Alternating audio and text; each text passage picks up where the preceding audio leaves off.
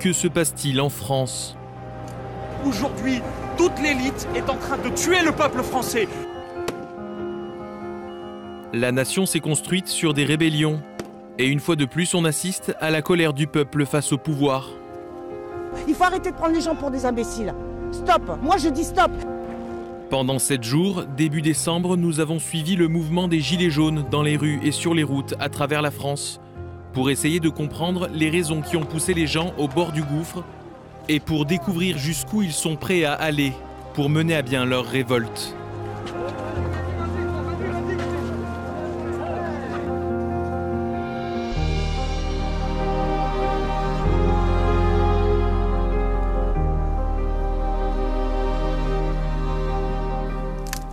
La police a saisi le manche qui servait à Patrick pour arborer son drapeau. Merci, c'est gentil. C'est tout ce qui me reste. Voilà. Vive la France. Merci messieurs. Mais il y a des choses qu'un homme de 58 ans n'est pas prêt à accepter dans la France d'aujourd'hui.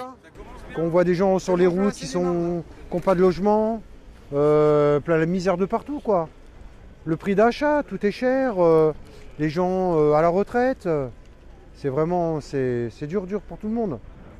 Mais pourquoi Macron est-il l'unique responsable? Parce que Macron c'est un con. Non, faut pas le considérer comme ça. Ah bon? J'ai dit une connerie? Non. Ah si! C'est pas Si! spécialement. C'est un con! C'est à cause de lui qu'on est là! C'est pas spécialement Macron. Macron, t'es un con! C'est le système. Ouais, le système. Qui nous empoisonne, on n'arrive pas à s'en sortir. Quand on voit vraiment nos dirigeants on a le privilège de payer des costumes à 45 000 €. Parce que les 45 000 €, ça fait 2 ans de salaire, 3 ans, et ça fait des salaires de 3 personnes par an. Mais on a de quoi vraiment se révolter. On a vraiment de quoi se révolter. On nous pique tout. Et nous, à la fin, nous, on n'a rien. Pourtant, on n'a rien. On nous fait encore des poches. Mais ça fait mal. Ce groupe d'amis est venu de la banlieue parisienne pour se joindre au mouvement des Gilets jaunes. Un mouvement qui a mis la France sans dessus-dessous et qui a réveillé la ferveur révolutionnaire du pays. David résume une pensée partagée par beaucoup de ses camarades. Il s'agit de dénoncer les politiques gouvernementales qui rendent la vie des gens impossible. Il y en a vraiment assez maintenant. Ils nous étranglent de toute façon. Et bon, il ne faut pas croire, ça a été la goutte d'eau qui a fait déborder le vase. Mais ce qu'il faut bien savoir, c'est le pouvoir d'achat. On est étranglé de taxes. Et on a marre de ces injustices sociales où on donne toujours aux plus riches et on prend toujours à la classe moyenne et à la classe pauvre. Ça ne peut pas continuer. Le mouvement des Gilets jaunes est né de la volonté du gouvernement d'augmenter les taxes sur les carburants pour encourager la transition vers une politique énergétique plus écologique. Mais très vite, de nouvelles revendications ont surgi de la part de ceux qui se sentent laissés pour compte depuis trop longtemps, qui se sentent exclus d'une France à 2 vitesses. Le 1er décembre, pour le 3e samedi d'affilée, des milliers de personnes sont descendues dans les rues pour dire que l'heure était au changement. Laissez. Bougez pas. Pourquoi c'est magnifique? Parce qu'on se bat pour notre liberté. L'affrontement, c'est justement ce que le gouvernement voulait éviter. Mais Paris a sombré dans le chaos.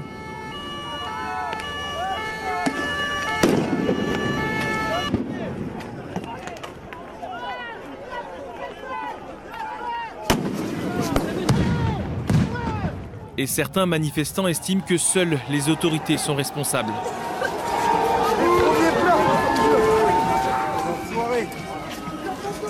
Après ils veulent la faire. Et on fait rien, dis-leur. On fait rien. Honteux. On fait rien, ils nous tirent dessus. L'odeur des gaz lacrymogènes est devenue familière ces dernières semaines dans les artères des grandes villes, de même que celle des voitures brûlées.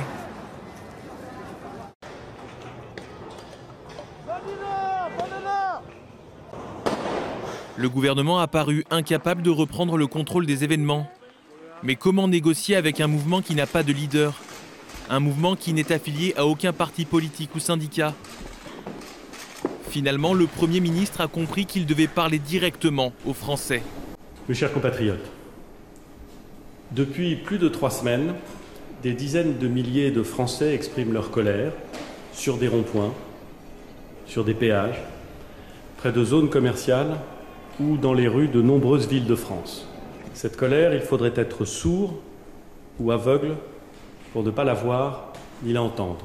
Après avoir entendu cette demande exprimée par à peu près tous les interlocuteurs que j'ai rencontrés au cours des consultations de ces derniers jours, je suspends, pour une durée de 6 mois, ces mesures fiscales. Une concession pas suffisante pour apaiser la colère des manifestants qui ont décidé de poursuivre leur mouvement.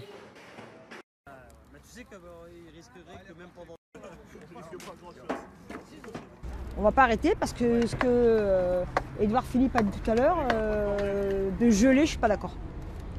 Parce que dans 6 mois, ça va être belote. On est là demain, après-demain, à Noël, à Nouvel An, au mois de janvier, février, mars, avril. Voilà. Sur ce rond-point, dans le nord du pays, pas question de lever le camp.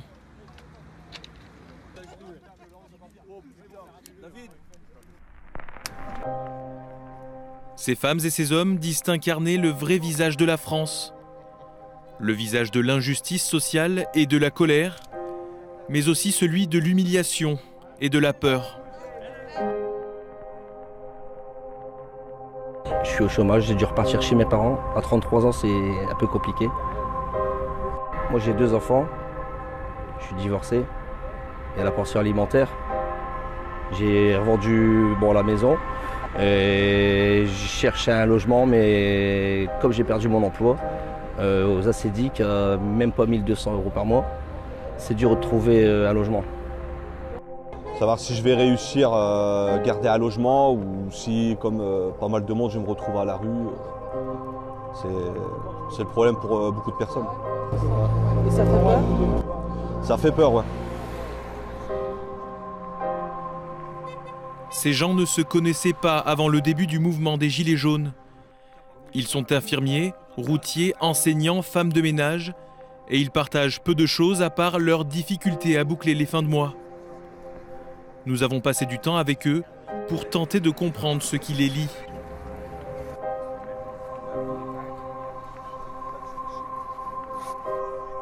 Vous vous sentez quand même assez unis dans le mouvement, Oui, parce que c'est des personnalités différentes. Vous savez, comme elle a dit la personne, même ceux qui... Notre force, c'est justement la diversité. On a des retraités, maintenant on a des étudiants qui commencent aussi à suivre le mouvement. On a des gens qui travaillent, qui se lèvent tôt, on a des chômeurs, on a des personnes handicapées. Donc voilà, il a le peuple là, contre lui. Lui, c'est Emmanuel Macron. Le président français est la cible constante des Gilets jaunes et il fait les frais de leur sens de l'humour. Quand j'ai mes filles... Vous avez l'Élysée, vous pas? Bonsoir madame, est-ce qu'on pourrait demander à Macron qu'il démissionne s'il vous plaît? Je n'avais pas d'actualité, merci, bonne soirée, au revoir. Au revoir. C'était l'Élysée. Son mépris total, quoi. Depuis qu'il est élu, il a fait que de la provocation. Maintenant, vous voyez, il a commencé à mettre un genou à terre et il va être à terre. Les Gilets jaunes veulent que le gouvernement baisse les taxes, augmente le salaire minimum et améliore leurs conditions de vie. Ils affichent d'autres revendications et réclament notamment la démission d'Emmanuel Macron. Pour certains d'entre eux, le mouvement est capable de remplacer ceux qui sont au pouvoir. Les Gilets jaunes, ils représentent le peuple et il y aura un parti, j'en suis persuadé. On est obligé d'écouter le peuple. Maintenant, il y en a marre que ce soit des énarques, des technocrates qui ne peuvent pas savoir en fait ce qu'on ressent, le peuple, qui se lève justement tôt, qui travaille difficilement, ou bien qui sont en situation de handicap et qu'on ne les aide pas, qu'on les laisse pour compte, il y en a assez. Maintenant, ce qu'il nous faut, c'est des représentants qui sont partis de notre parti, de notre situation. Le groupe nous a proposé d'accompagner ces actions. La tactique d'une partie des Gilets jaunes est d'organiser des opérations destinées à rendre leur cause visible, quitte à jouer avec les nerfs des autorités. Éteignez vos lumières! Aujourd'hui, ils vont s'installer sur un péage d'autoroute. Et vous risquez quand même quelque chose Risquer quelque chose, il y a toujours un risque. Après, je pense pas qu'ils vont prendre la force. Ils vont juste demander gentiment de partir. Et après, on verra. Faut pas dégrader surtout.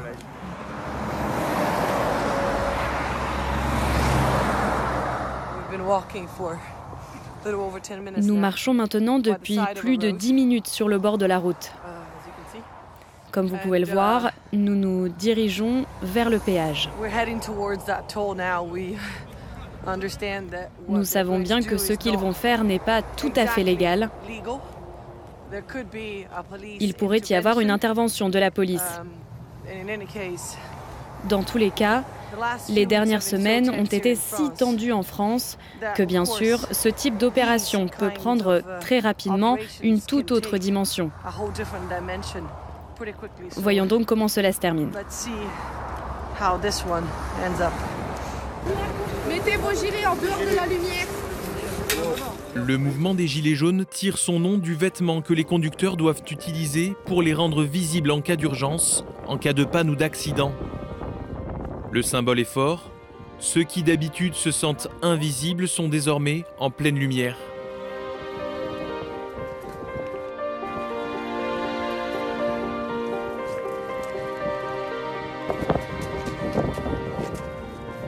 Péage gratuit pour tous les véhicules et coups de klaxon des automobilistes et des routiers pour exprimer leur soutien au mouvement.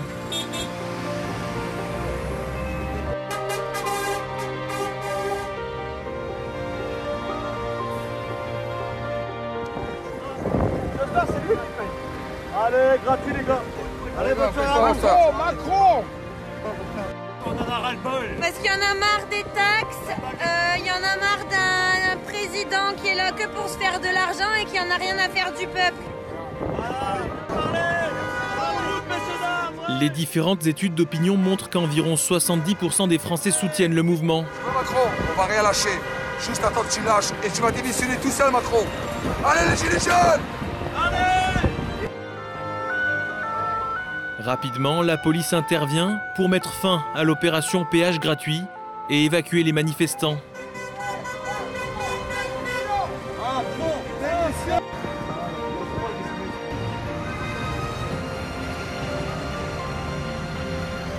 Ces derniers regagnent alors leur camp de fortune, mais sans parvenir à trouver le sommeil.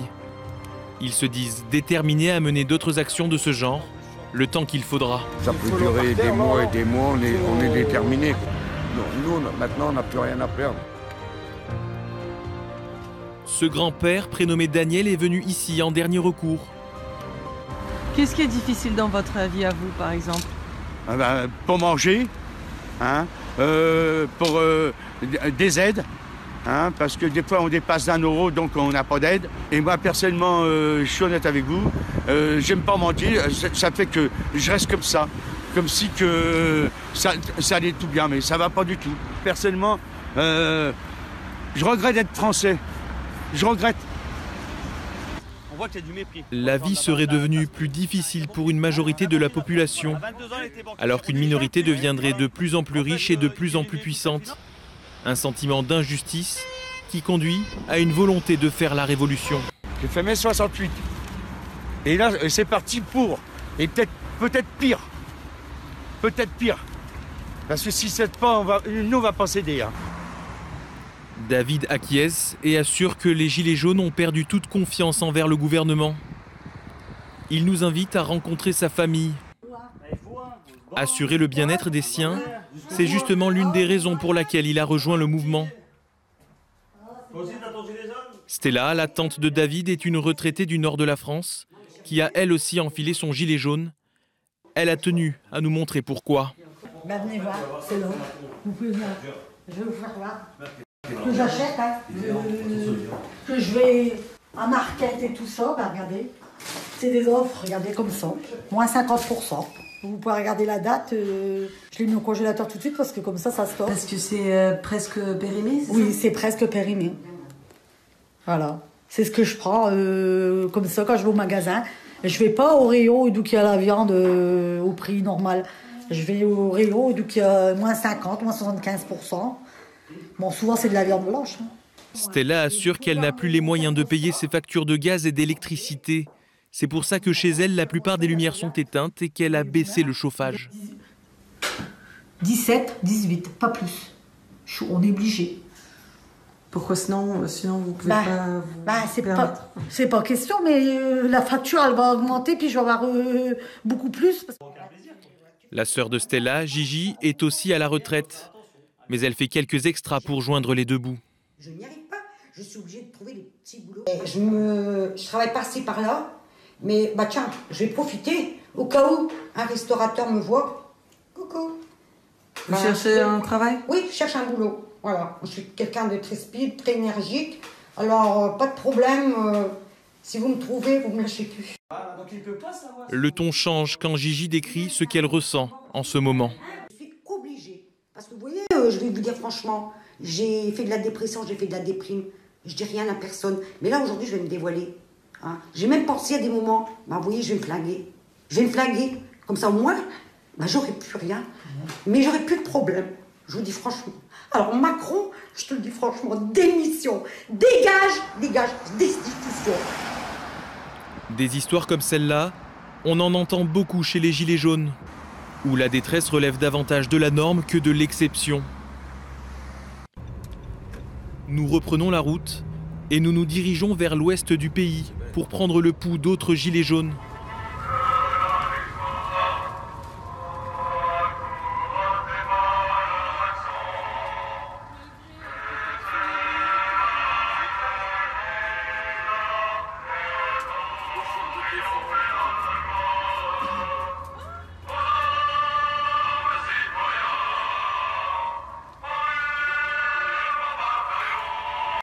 Sans surprise, ces femmes et ces hommes sont à l'unisson du reste du mouvement.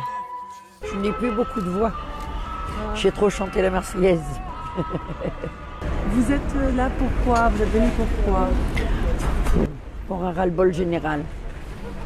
La retraite, les taxes, Macron, son gouvernement, tout. Et j'espérais ça depuis des années et des années.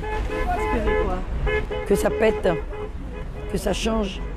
Parce que c'est pas d'aujourd'hui, c'est pas Macron. Macron, ça a été la goutte d'eau. Mais voilà, c'est depuis Mitterrand que ça va plus. Non, on part pas en vacances. Je m'achète pas de chaussures. Voilà, je peux pas m'habiller. J'ai pas de chaussettes, j'ai pas de collants parce que j'ai pas les moyens de m'en payer. C'est quand même pas normal, quoi. C'est pas normal. Ce camp se prépare pour le long terme, pour tenir sur la durée. Ceux qui sont ici promettent que s'ils sont allés aussi loin, ce n'est pas pour renoncer. Qu'est-ce que vous pensez que ce mouvement-là, il peut conquérir et peut aboutir? Je pense qu'il peut conquérir pas que la France, il peut aussi conquérir les autres pays d'Europe, voire même plus loin, pour pouvoir appeler aux manifestants à se manifester. Parce qu'on en a marre d'être un peuple qui est ponctionné. Le lendemain matin, leur cible est l'un des symboles du système qu'ils dénoncent. Ils veulent bloquer la succursale d'une des grandes banques du pays, ce qui génère quelques tensions. Les conversations entre les différentes parties concernées virent au dialogue de sourds. C'est pour ça qu'on est là. Allez, dégage, mais j'en ai deux. Vous êtes conscient que l'économie elle est touchée par ces crises-là? Bien sûr, c'est le but. Comment il marche les entreprises, c'est une catastrophe. Comment on arrange les choses alors? Moi je suis toute seule avec ma fille, 1 400 € par mois, arrivé le 20 du mois, se demander comment je vais faire pour remplir mon frigo. Vous trouvez ça normal? Je ne suis pas sûre que ce soit les bons moyens. Voilà. Et aujourd'hui, vous avez plein d'entreprises en difficulté depuis 3 semaines. Depuis 3 semaines. Les entreprises qui ne vendent pas. On commence à entendre des entreprises disent on va mettre du chômage technique. C'est là-haut que ça se... Ces gens-là, il faut qu'ils viennent se rallier à nous. Et ça bougera. Finalement, le sit-in a pris fin.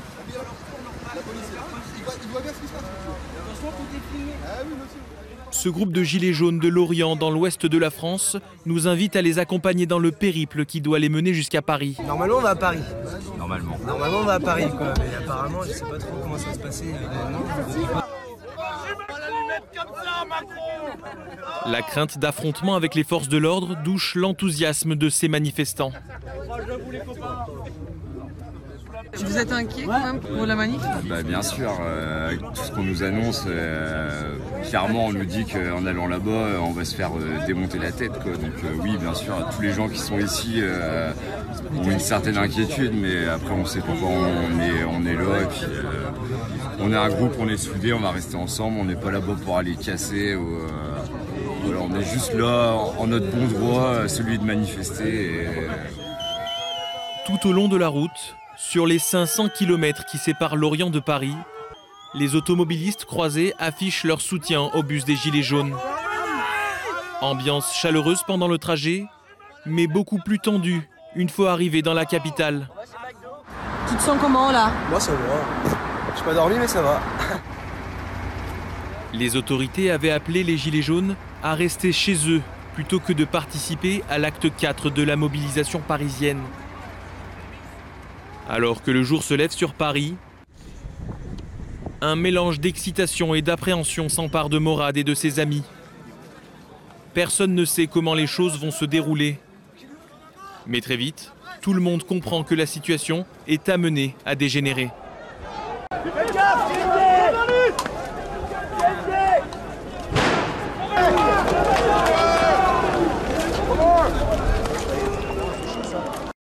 Je te l'avais dit. Ça tombe vers nous. Je te l'avais dit, ils vont taper les gars, ils vont nous renforcer. Regarde, on arrive derrière, bloqué derrière.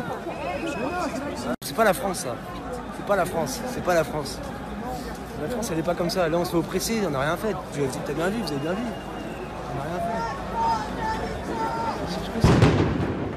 fait. L'atmosphère devient vite irrespirable, avec des tirs nourris de gaz lacrymogène. Les Gilets jaunes, qui ne veulent pas en découdre avec les forces de l'ordre, cherchent à se mettre à l'abri. La situation s'envenime et on déplore les premiers blessés. Comme cette femme, touchée par une balle en caoutchouc.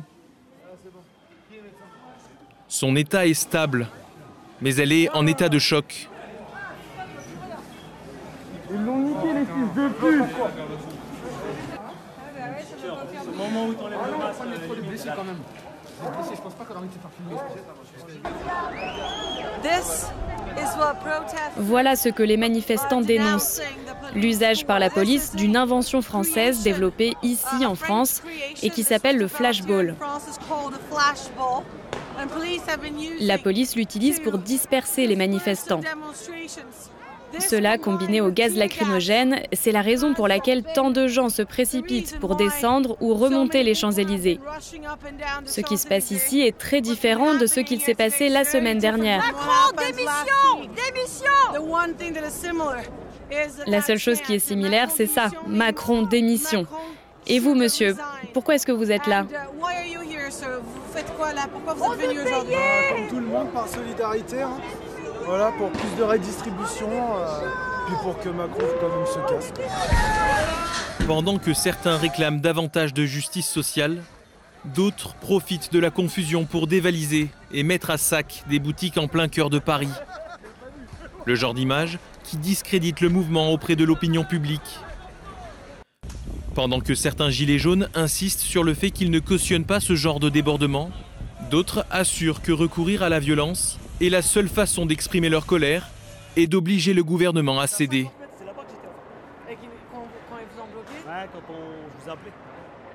Je dirais même pas que ça a monté d'un cran, ça a monté de 2 crans, je pense. Ouais. C'est vraiment, je pense que plus important que la semaine dernière. Et ça monte en intensité, quoi. Et je pense que tant que Macron ne nous écoutera pas et son gouvernement, ça montera encore d'intensité jusque... J'aime pas en fait pouvoir employer ce mot, hein, mais peut-être une guerre civile, hein. C'est ce qui se passera. Là on est aux prémices d'un autre mai 68.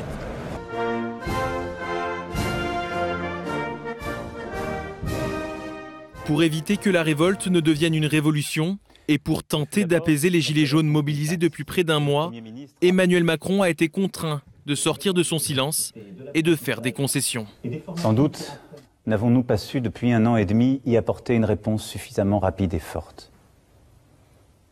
Je prends ma part de cette responsabilité. Nous voulons une France où l'on peut vivre dignement de son travail. Sur ce point, nous sommes allés trop lentement. Je veux intervenir vite et concrètement sur ce sujet.